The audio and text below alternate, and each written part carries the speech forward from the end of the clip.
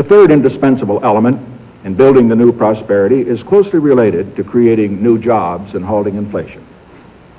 We must protect the position of the American dollar as a pillar of monetary stability around the world. In the past 7 years, there's been an average of one international monetary crisis every year. Now, who gains from these crises?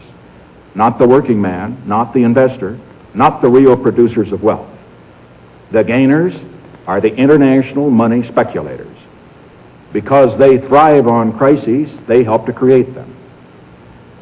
In recent weeks, the speculators have been waging an all-out war on the American dollar. The strength of a nation's currency is based on the strength of that nation's economy.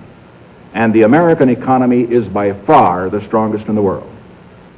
Accordingly, I have directed the Secretary of the Treasury to take the action necessary to defend the dollar against the speculators.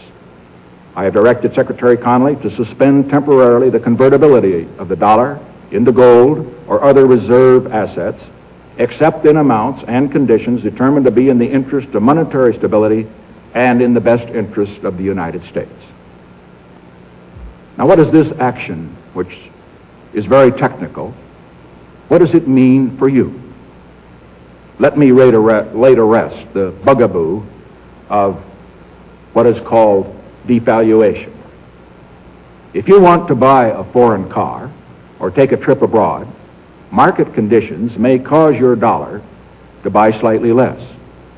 But if you are among the overwhelming majority of Americans who buy American-made products in America, your dollar will be worth just as much tomorrow as it is today. The effect of this action, in other words, will be to stabilize the dollar. Now, this action will not win us any friends among the international money traders. But our primary concern is with the American workers and with fair competition around the world.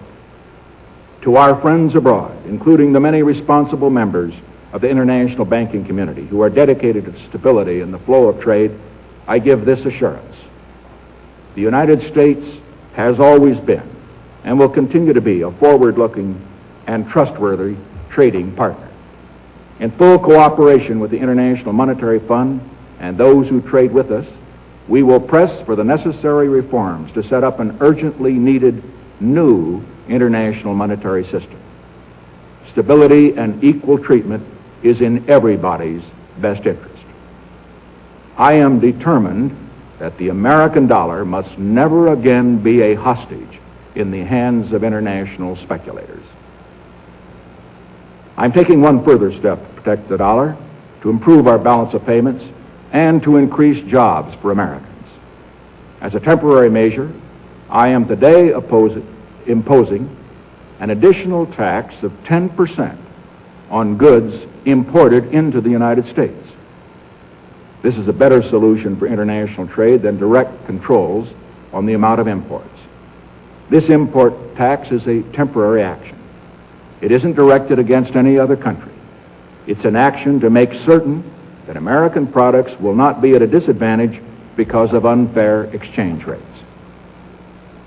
When the unfair treatment is ended, the import tax will end as well. As a result of these actions, the product of American labor will be more competitive, and the unfair edge that some of our foreign competition has will be removed. This is a major reason why our trade balance has eroded over the past 15 years.